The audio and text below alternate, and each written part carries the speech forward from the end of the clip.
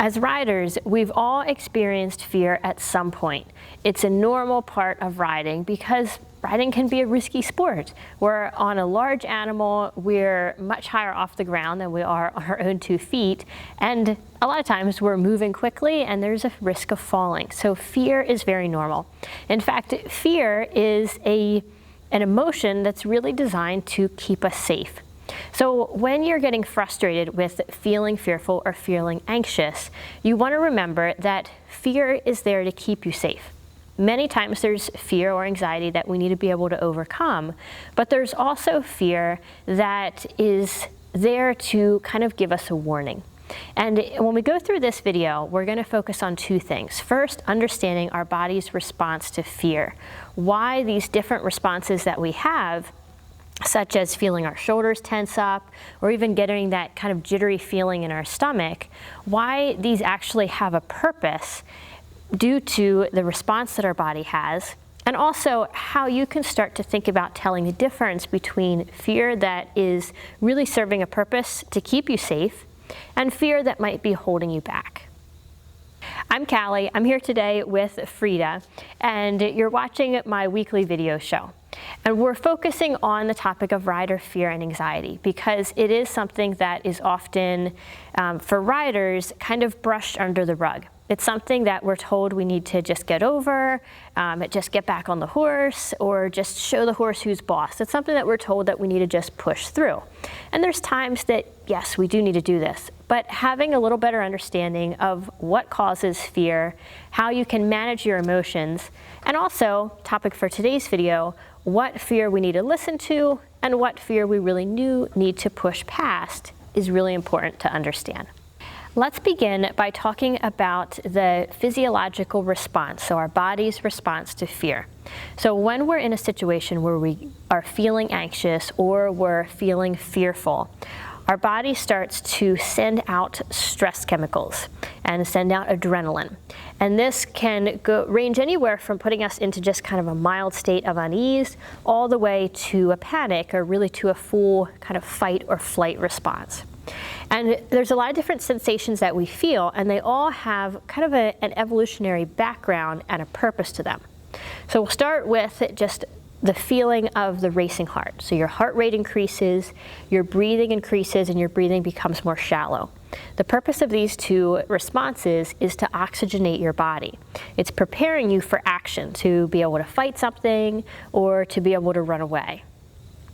The other thing that happens is blood flow starts to get redirected, and that gives us usually 2 different feelings. The first one is you might notice that you start to get cold, clammy hands. So they're getting colder because the blood is starting to come out of the ends of your extremities. They're getting clammy because in our history as primates, when we used to do a lot more climbing, that clamminess, that little bit of sweatiness would actually give us better grip for climbing.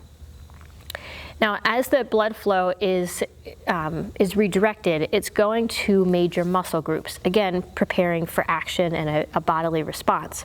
But that will also give you that feeling of kind of your stomach churning, or some people describe it as butterflies in your stomach, because the blood flow has gone out away from your digestive system and it's gone to the major muscle groups. Something else that many of us have experienced when we start feeling a little anxious is this response, the shoulders tensing up. You may notice your riding instructor start to tell you, relax your shoulders, let your shoulders drop. But this is actually a very normal response to anxiety or to fear, and its purpose is to protect our neck. So again, if we were really in a situation of risk, or where we were somewhere where we might be getting in a fight, this response would help to protect the neck. Now there's 2 kind of main things that also happen in the brain.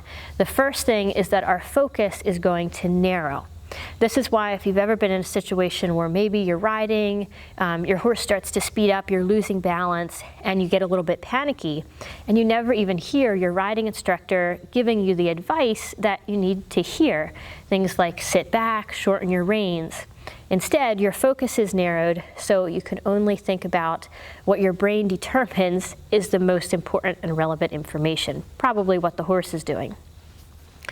The other thing that happens in this state of stress and fear is that your brain is going to revert to previously learned patterns. So this is why it can be so frustrating when you're trying to work through an old habit, because it seems like it just comes back as soon as you go to the next level, or as soon as you are in a situation that isn't as calm. But again, it's normal. Your brain's going to revert to past patterns when it starts to be in that place of stress. So we know that our body's response to fear and anxiety is designed to be able to keep us safe and prepare us for responding to an emergency.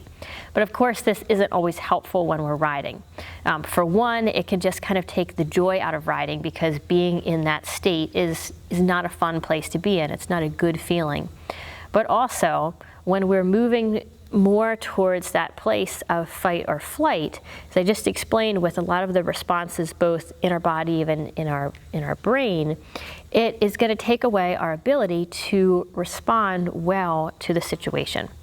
So how do you tell if what you're feeling is helping to keep you safe, meaning that it's giving you information that maybe you're in a situation or you're riding at a level that is above your skill and you need to take a step back?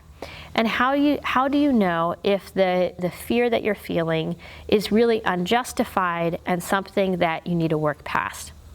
Of course, this is a really difficult question to actually answer, but I want to give you just one way to look at it that could be really helpful.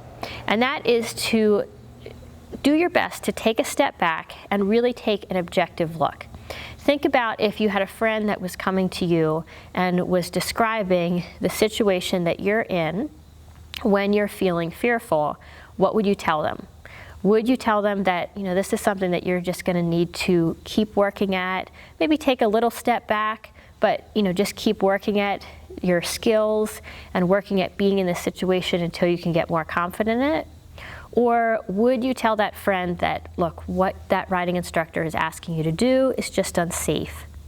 So an example of this is recently someone asked me a question that they were feeling kind of a little bit of shame about having this fear of riding. They hadn't really felt fear before. They were getting really frustrated with every time they would come to the barn and go to ride. They were just feeling really anxious about it. However, when they went on to describe a little bit more of the story, said that her horse had had two instances very recently where he'd ran off. He'd spooked and he'd bolted. Also, the saddle wasn't fitting well. They'd been struggling with saddle fit, and her saddle would often slip even when they weren't in these kind of emergency situations. So looking at that information, the fact that she hadn't had fear before and suddenly was starting to feel fearful was really justified. It was really her body telling her something's not right, the balance is off, the saddle's not secure, and the horse is maybe not safe, and especially for her level of riding. So that was a case where she needed to actually look at working on those other problems instead of focusing so much on beating herself up for having that fear. And you can think about the same thing. So take a look at, am I working at a level that is appropriate for my skill? Am I riding horses that are safe? Am I riding with an instructor that I trust? And can I tell my instructor when I'm feeling anxious? Or if you're working on your own with your own horse, do you have certain things in place? Maybe is there someone else that's there that's aware when you're riding? Does your equipment work well? These are just all little questions that you can think about when you're trying to determine if the fear that you're experiencing is there to really be kind of a warning system for you, or if it's something that you can start to push past. If this topic really resonates with you and you want to learn more about overcoming fear and anxiety and about becoming a confident rider, no matter what your experience level, no matter what your skill level is, and really being able to feel again the joy of riding, whether you're coming back from an accident or you're just working through the learning process, then I would love to have you join me in some free training from my Calm and Confident Rider program. So this is actually a topic that I think is really important for all riders to have some knowledge around, understanding fear and anxiety, what the difference is between those two, some simple strategies to manage your emotions, and then also how to make a plan to really build your